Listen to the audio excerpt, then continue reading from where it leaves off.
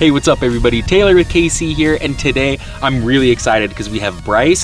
He is the owner of Dixie 4-wheel drive, and we've got this rad Jeep Gladiator, I guess we're gonna call it, with us. And it is absolutely, like, literally one of the gnarliest Jeeps that I've seen out here. Tons of work to it. So we kind of wanted to be able to show off this vehicle as a part of the Mild to Wild series that we're working on here at KC, and have Bryce kind of give us the full rundown on what this vehicle is and who he is a little bit, and a little bit about Dixie off-road. So kind of give us the rundown.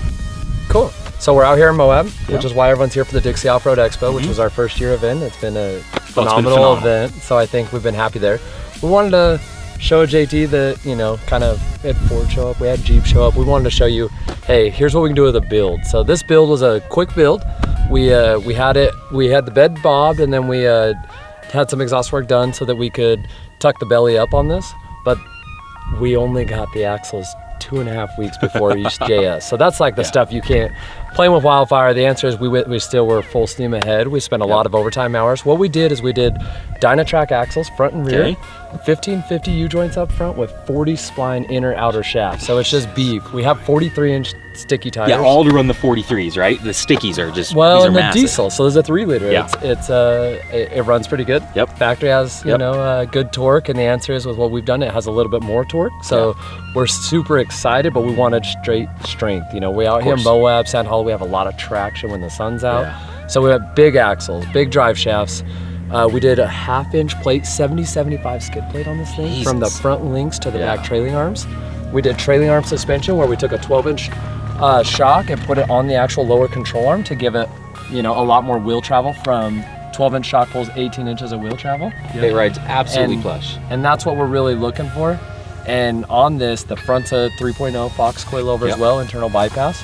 3-link, so it's got... Oh, it's a 3-link up front. Yep, so all straight arms. Yeah. 70-75 solid aluminum. Billet flex joints. It's got a long track bar to match the drag link to get it's not exact, but it's as far as you can get with keeping a sway bar. Okay.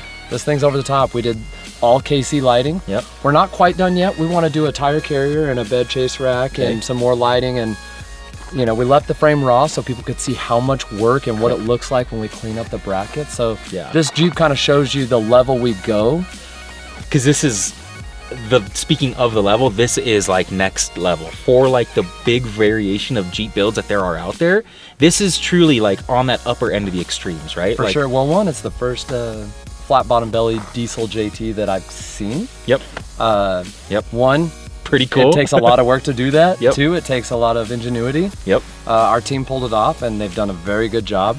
The answer is, so yeah, it's cutting edge. I mean, the diesel and the Jeep, we've all wanted that. We all wanted torque, we want better fuel economy. This had an 18-gallon fuel tank factory. It's got 25 gallons now. Oh, really? So is it, oh, okay. We moved the fuel tank from being on the side of the frame rail to behind the axle so that we could do what's called a 4-link suspension. So we triangulated the uppers to give it more travel and do, so it handles better at the high-speed stuff, if that makes sense. Exactly. That's why we also did the longer drag link up front, so it's less movement through the steering, through the travel as you're going fast.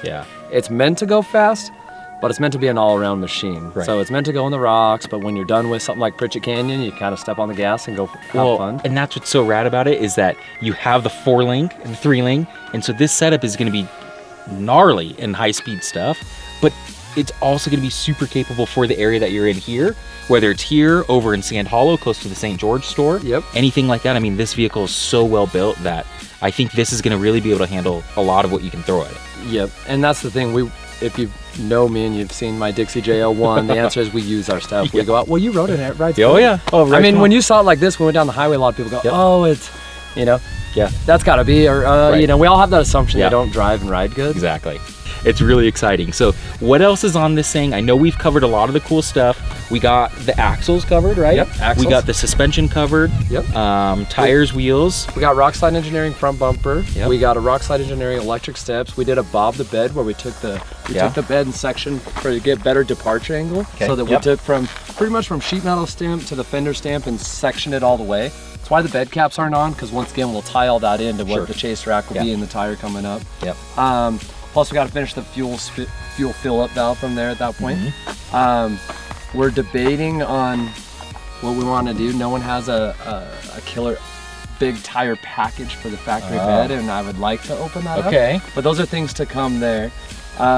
We did full custom leather inside to give it a red. Oh, yeah. You know, I think you saw that. We wanted to give it a custom touch. So when you jumped in, you went, Yep. wow, you know, this is. I didn't just go buy this at the dealership. Right. This is mine. I built it the way I wanted. It's fully custom, inside and out. Inside and out. Yeah. And no one makes a long arm for a rear of a Gladiator, and here we are building a trailing arm for it. So exactly. And people have had them out for a few years now. Yeah. I mean, Gladiators have been out. My parents got an early one. Yeah. And then we're like, you know what? Let's go full tilt. Let's show people they can have fun with a diesel. Full tilt. That's literally what this thing is. So I think this is awesome. Bryce, thank you for kind of hopping in with us. Thank you for showing us off this like rad vehicle. This is, like I said, it's like really at that wild end of the spectrum. So I'm excited to be able to take this out tonight with you, see how it does, and just be along for the ride. I mean, I think this is awesome that you guys at Dixie are building something so cool.